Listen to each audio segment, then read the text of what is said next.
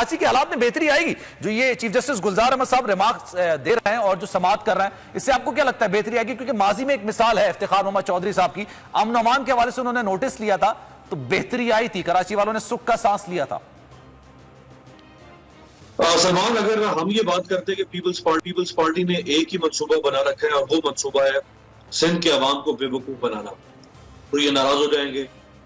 अगर हम ये बात करें कि पीपल्स पार्टी के पास एक ही मंसूबा है और वो मंसूबा ये है कि मोहतरमा बेनजीर भुट्टो और जुल्फिकार अली भुट्टो शहीद की कुर्बानियों को या उनके पॉलिटिकल सैक्रिफाइसेस को इस्तेमाल करके वोट लेना, लोगों को बेवकूफ बनाना, तो ये नाराज हो जाएंगे।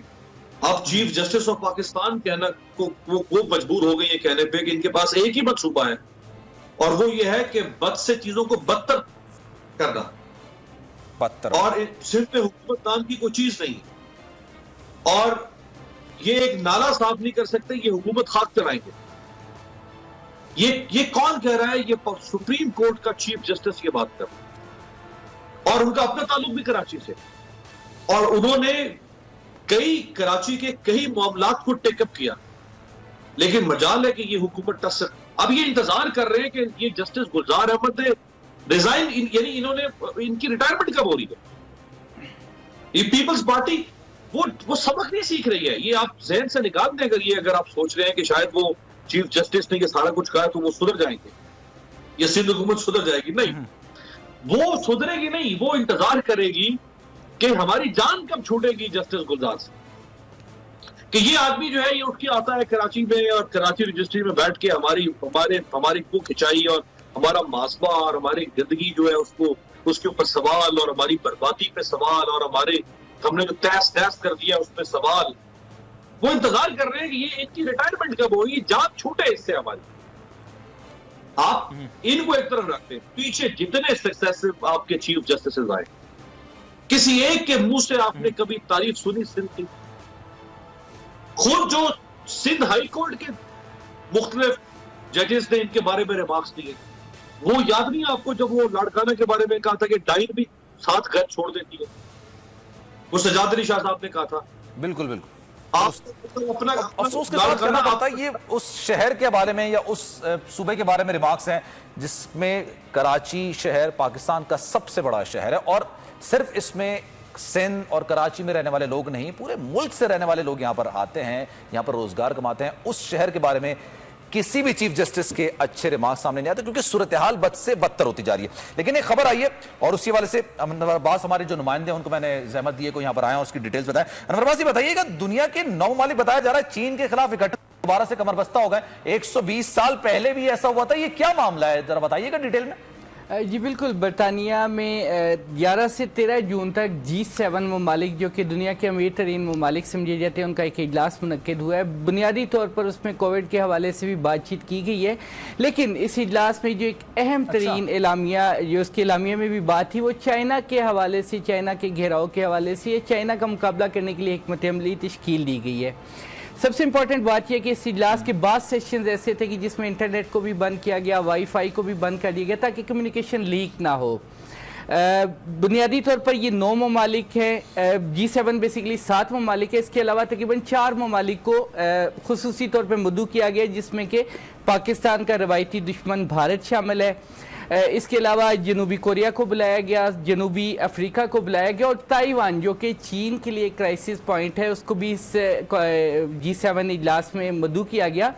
और अगर हम हिस्ट्री को देखें तो 1899 में चीन में एक बॉक्सर तहरीक उठी थी। बॉक्सर तहरीक बुनियादी तौर पर जो चीन में मगरबी मफादात थे, मगरबी अफराद जो मौजूद थे, उनके खिलाफ एक मकामी तहरीक थी, और इसका मकसद ये कि चीन से जो मगरबियत वेस्ट जो है उसके एजेंडे को नाकाम बनाया जाए, और उसको काउंटर करने के लिए 1901 में इनमें जो G7 ममालिक में ज़्यादातर ममालिक शामिल हैं, इन्हीं ममालिक और इसके अलावा ऑस्ट्रो हंगेरियन रिपब्लिक उस वक्त मौजूद थी, अब वो 2 अलग मुल्क बन गया, ऑस्ट्रिया और हंगरी, और एक और मुल्क जो है, इन्होंने अपना एक अलायंस तश्कील दिया था, मिलिट्री अलायंस, और उस अलायंस ने चीन के अंदर बाकायदा कार्रवाई की थी। वहाँ की लोकल बॉक्सर तहरीक के खिलाफ, और क्वीन हुकूमत, उस दौर की जो क्वीन हुकूमत थी चीन में, उन्होंने भी बॉक्सर तहरीक की, लेटर ऑन सपोर्ट की थी। तहम जो चीन है उसको शिकस्त हुई थी इस जंग में, और अब एक मरतबा फिर 120 साल के बाद ये अलायंस दोबारा मुतहरिक हुआ G7 की शक्ल में।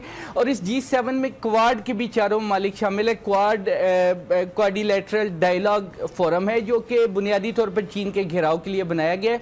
उसमें अमेरिका, बरतानिया, ऑस्ट्रेलिया और भारत शामिल हैं, और जनूबी एशिया में नेटो बनाने की भी एक कोशिश इनकी है ताकि चीन के खिलाफ एक अस्करी तर्ज का अलायंस भी तश्कील दिया जा सके।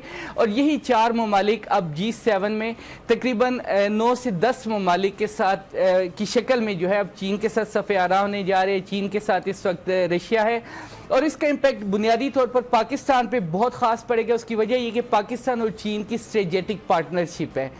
हमारा भी दावा है, चीन का भी दावा है कि हमारी हिमालय से बुलंद और समुंदर से ज़्यादा गहरी दोस्ती है, तो लिहाजा जब चीन का घेराव होगा तो उसके हवाले से पाकिस्तान पे इसके डायरेक्ट इम्पैक्ट होगा। देन जो ये G7 इजलास हुआ है, इसमें एक नया कॉन्सेप्ट दिया चीन का, जो BRI इनिशिएटिव है, बेल्ट एंड रोड इनिशिएटिव।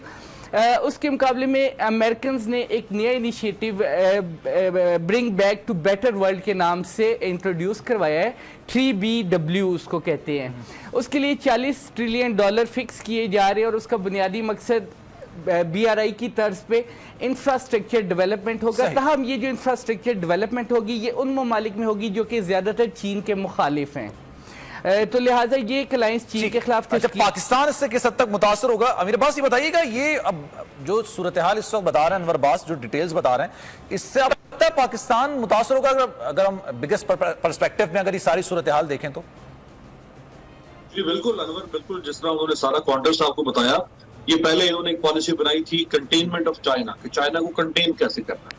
जब वो पॉलिसी एक्सपोज होगी तो फिर ये हिलरी क्लिंटन के जमाने में शायद ये पॉलिसी इन्होंने बनाई पिवट टू एशिया, उसका नाम जरा मजीद खूबसूरत करके बना दिया। मकसद ये था कि चाइना को कंटेन कैसे करना है। फिर ये डेमोक्रेटिक पार्टी के जमाने में, ये ओबामा के जमाने में ये क्वाड ग्रुप बना था, लेकिन ये इतना इफेक्टिव नहीं हो सका था। तो ट्रंप ने दरअसल इसको इफेक्टिव करने की कोशिश की थी काफी अरसे के बाद, और अभी जाके फाइनली जो बाइडेन के जमाने में इसकी शायद एक पहली मीटिंग भी हो चुकी है।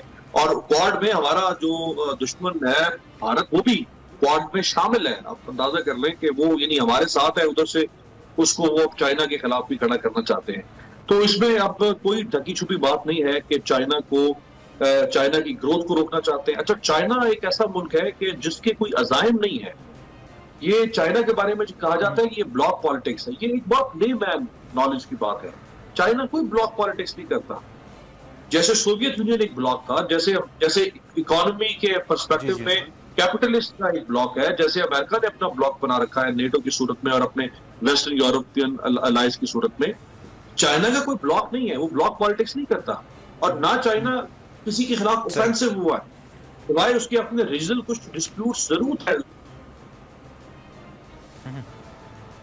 चलें, मुझे क्लोजिंग पॉइंट्स लेने। साबिर बताइएगा, आप क्या समझते हैं, पाकिस्तान काफी हद तक मुतासर हो सकता है सारी सूरत हाल से चाइना को रोकने के लिए? और चाइना वैसी बात है हमारा बेहतरीन दोस्त है, तो चाइना अगर मुतासर होगा तो पाकिस्तान भी मुतासर बगैर नहीं रह सकेगा।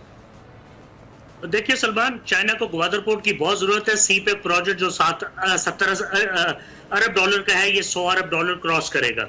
इसका मतलब है यहाँ सुपरा सेंसिटिव एजेंसीज, जो स्पाई एजेंसीज हैं यूरोप की, अमेरिका की और इंडिया की, उनका मुकाबला हमारी और चाइनीज इंटेलिजेंस के साथ होगा। प्रॉक्सी वॉर्स में बहुत ज्यादा खतरात भी होते हैं। और दूसरी बात, मैं इजाजत दीजिए, चीफ जस्टिस साहब का बोलना सिर्फ काफी नहीं है। सुबह निकले अपने ओहदे के बरखिलाफ, शान के बरखिलाफ, पुलिस रेंजर आर्मी लेकर निकले, गार्डन्स और नालों पर जो प्लाजे हैं, होटल्स हैं, इनको बुलडोज करवाएं। London, New York, Beijing, Tokyo, Karachi से बड़े शहर हैं, मॉस्को एरिया में बहुत बड़ा शहर है, कहीं भी पार्क्स में, गार्डन्स में और नालों के ऊपर तजावजात नहीं है। तो चीफ जस्टिस साहब का सिर्फ ये रिमार्क्स देना काफी नहीं है, ये ढीठ लोग हैं। टाइम कंप्लीट हो चुका है, आप तीनों का बहुत शुक्रिया। सूरत-ए-हाल पर हम बात करते हैं। अमीर अब्बास, आपका शुक्रिया। साबिर, आपका भी शुक्रिया। और हमारे साथ अनवर अब्बास, हमारे नुमाइंदे हमारे साथ मौजूद है। आपके बहुत शुक्रिया। कराची की सूरत-ए-हाल आज की खराब नहीं है, एक अरसे से खराब है और इसको बेहतर करने की कोशिश भी की गई, लेकिन गालिबन सिंध हुकूमत सीरियस नहीं है, कारकर्दगी बेहतर नहीं है। कोई भी चीफ जस्टिस साहब आते हैं, वो जो रिमार्क्स देते हैं वो कराची, बिलखुसूस सिंध, कराची के हवाले से अच्छे रिमार्क्स नहीं होते।